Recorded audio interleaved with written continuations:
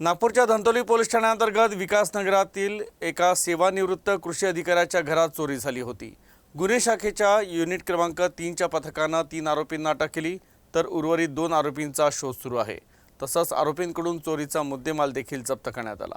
पुरुषोत्तम भेदरकर हे आपल्या कुटुंबियांसह धंतोली पोलीस ठाण्याअंतर्गत विकासनगर साई मंदिरच्या मागे राहतात।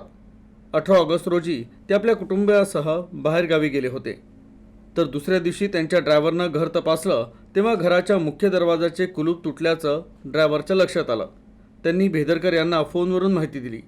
त्यानुसार 19 ऑगस्ट रोजी संध्याकाळी भेदरकर कुटुंबीय घरी पोहोचले। तपासणी केली असता अज्ञात चोरट्यांनी त्यांच्या घरातून 10 लाखांची रोख रक्कम आणि सुमारे 13 लाख रुपयांचे सोन्याचे दागिने लंपास केल्याचं निष्पन्न झालं। पोलिसांनी सीसीटीव्ही कॅमेऱ्याच्या आधारे शोध केला असता त्यात 2 आरोपी दिसून आले।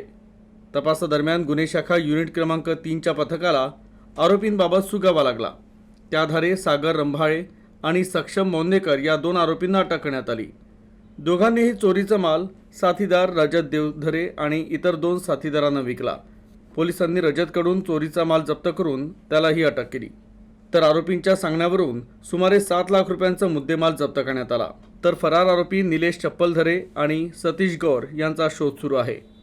सागर आणि सक्षम दोघेही अट्टल चोरटे असून त्यांनी प्रतापनगर, वाडी आणि यशोधरा पोलीस ठाण्याअंतर्गत चोरी केल्याची कबुली दिली आहे। तर पुढील कारवाई करता आरोपींना धंतोली पोलिसांच्या सुपूर्द करण्यात आला आहे।